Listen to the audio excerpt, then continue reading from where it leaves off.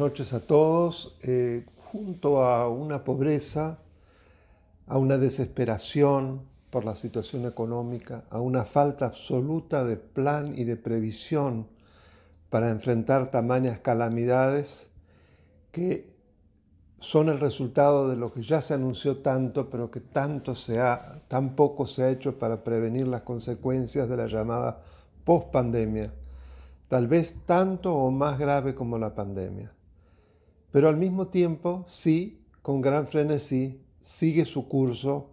una reforma judicial absolutamente injustificada, que además, como ya hemos visto, apunta a aspectos que no son necesarios, que tienen que ver con la justicia de los que más tienen, la justicia federal, que entiende en delitos, en este caso, básicamente de la corrupción, o con el contrabando, o con el narcotráfico, por supuesto muy graves, pero la justicia de los más vulnerables, que se apuntan a un mejor acceso, a una mayor agilidad y mayor velocidad, a la protección de la infancia, a la posibilidad de conseguir que se termine con la llamada con los llamados jueces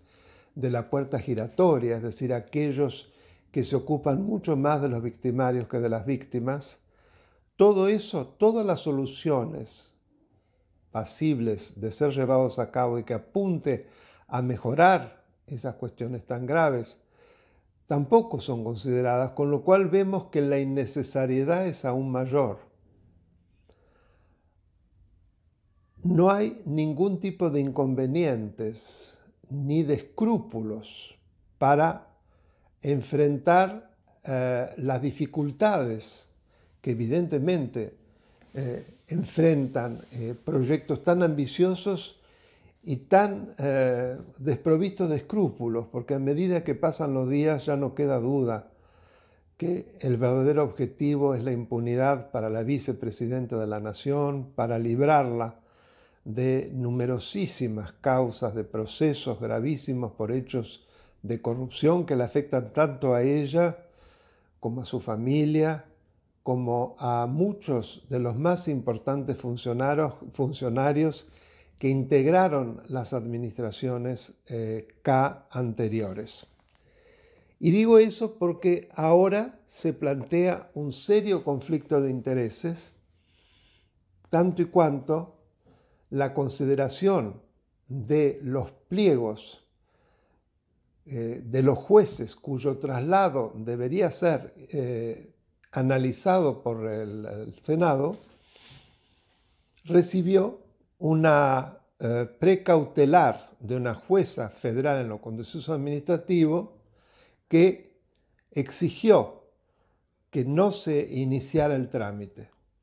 Sin embargo, con un desparpajo absoluto y aludiendo que dar a publicidad a los pliegos no implicaba dar inicio a ese trámite, efectivamente esto ocurrió el viernes pasado, violando el reglamento de la Cámara y posibilitando algo muy importante que tanto es el comienzo del trámite,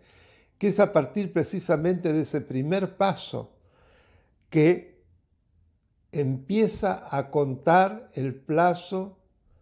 para el tratamiento en la Comisión de Acuerdos. Pues bien, todas estas circunstancias me llevan a observar aún con más fuerza lo que yo describía en el video anterior, que se estaba produciendo un estado de cosas inconstitucional.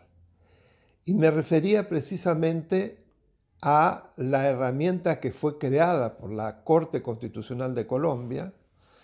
a fin de poner en marcha procesos estructurales o colectivos, es decir, aquellos procesos que tienen que ver con la reversión de situaciones de inconstitucionalidad por acción o por omisión que afectan a toda la sociedad o a vastos sectores de la sociedad y que son la resultante precisamente de la inobservancia de parte de distintos organismos del Estado o del mismo o de uno de sus poderes, etcétera, etcétera, y que requerían, por lo tanto, de una suerte de abanico de soluciones y de órdenes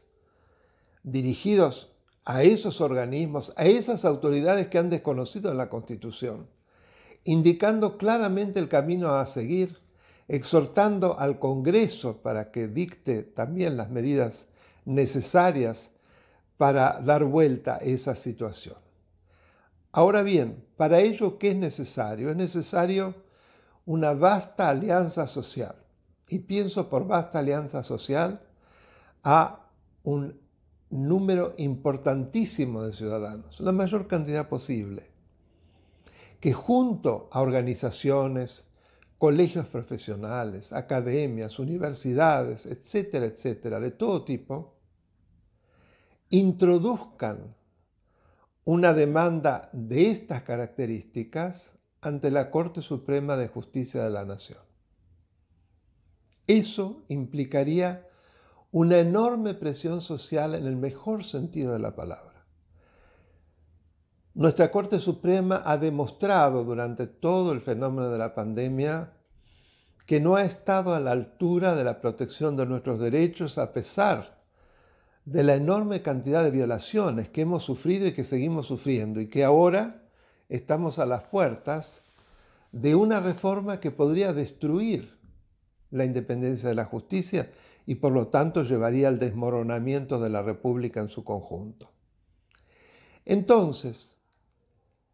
¿de qué modo la Corte Suprema debería defender su competencia originaria para entender en una causa de estas características? Nada más y nada menos que en la defensa de la Constitución y de las autoridades por ella creadas. De ser el último guardián de este edificio institucional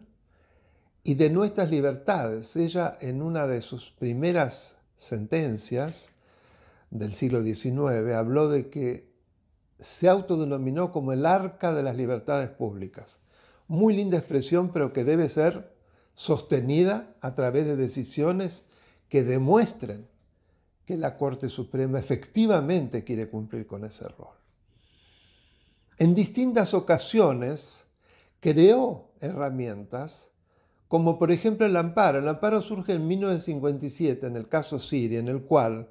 ella dijo que allí donde un derecho ha sido violado, debe encontrarse la garantía necesaria para su protección efectiva, aunque no exista ni en la Constitución ni en la ley una herramienta de esas características. Y eso se proyectó luego en otras herramientas, como por ejemplo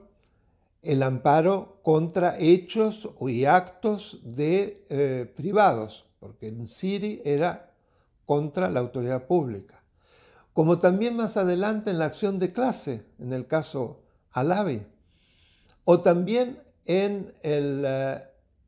habeas corpus colectivo, en el caso Berbisky, o también en el interesantísimo proceso colectivo que implica Mendoza, la causa del Riachuelo, en donde creó todo un andamiaje sumamente importante en aras de la protección de numerosísimos derechos y de numerosísimas inconstitucionalidades. También lo hizo cuando dio lugar a una acción interpuesta, una acción que pretendía el dictado de una medida cautelar que detuviese un proceso electoral en la provincia de Santiago del Estero, interpuesto por un partido de la oposición, en ese caso la Unión Cívica Radical, en tanto y cuanto el gobernador pretendía una segunda reelección consecutiva, a pesar de que la constitución de esa provincia se lo prohíbe expresamente. No se trataba de un caso, previsto en el artículo 117, que son los escasísimos casos en los cuales la Corte entiende en competencia originaria, es decir, que se llega directamente a ella. Pero no obstante ello, entendió que como era ella la que debía proteger el orden constitucional y democrático, debía rápidamente actuar y dictó una medida cautelar que detuvo ese proceso electoral e impidió que se pudiera producir esa inconstitucionalidad que había sido apañada por la justicia de esa provincia. Así las cosas, no tengo duda de que en la emergencia por la que estamos atravesando, una demanda de estas características que requiere de un gran esfuerzo social, que va a ser enorme, por supuesto, el 17, pero que también debe proseguirse con otro tipo de canales como es este. Canal hacia la justicia, canal pacífico pero muy fuerte y que termine con un conflicto de poderes absolutamente lamentable y regresivo. Así que, argentinos, adelante, tengamos confianza, sigamos trabajando y estimulemos a que nuestra Corte Suprema proteja nuestro orden institucional. Muchas gracias.